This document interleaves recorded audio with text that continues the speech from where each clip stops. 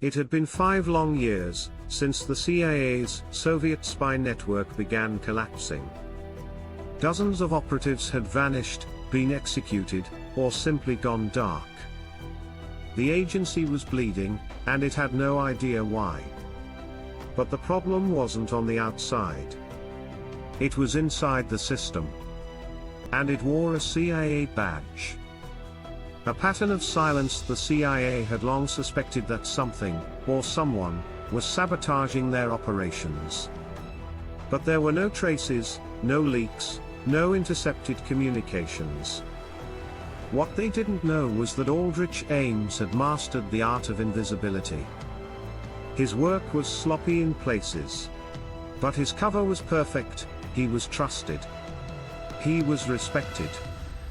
And, perhaps most crucially, he was already part of the internal task force searching for the mole. But then came a detail too big to ignore. The lifestyle that didn't add up. Ames' colleagues began to notice small things. His clothes, more expensive than usual. His car, a sleek Jaguar, far beyond his CIA pay grade. And his wife, Rosario, now wore luxury jewelry and designer handbags. The whispers began. How does he afford this? Is he consulting on the side? Is this even legal? What started as water-cooler gossip soon escalated to the desks of senior counterintelligence officials. The FBI was called in quietly. Operation Nightmover begins in 1991. The FBI launched a top-secret investigation under the codename Nightmover, a mission designed to unmask the mole bleeding America's intelligence community dry. Ames was now under silent surveillance. His phone tapped, his trash examined, his bank accounts traced, his movements monitored. What they found was staggering. Regular wire transfers from foreign banks. Unexplained deposits totaling hundreds of thousands of dollars.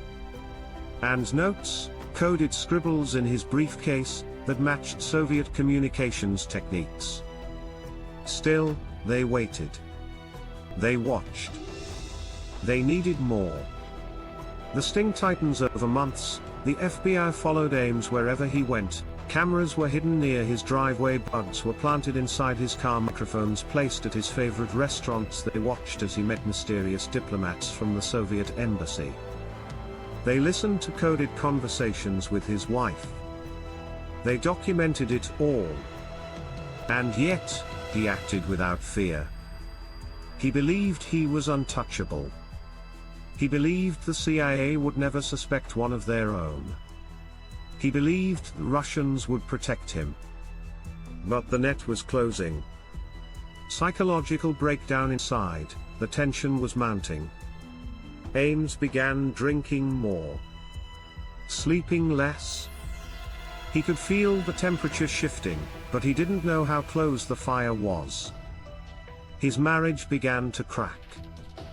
Rosario sensed something was wrong. His colleagues grew distant. Still, he pushed forward. He couldn't stop, not now. He had sold too much. He had gone too far. The final clue then came, the moment the FBI had been waiting for. In late 1993, Ames booked a meeting at the Soviet embassy. On the same day he submitted a highly sensitive CIA memo regarding Russian intelligence assets. It was the perfect link: intent, access, action. He had revealed American operations again, and they had proof. The decision was made.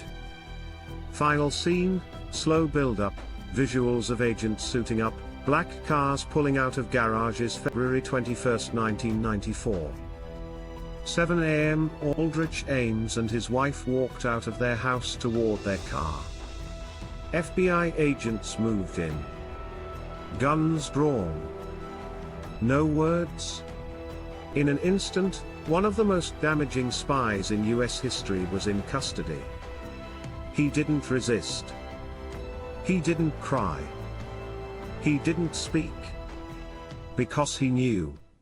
The game was over.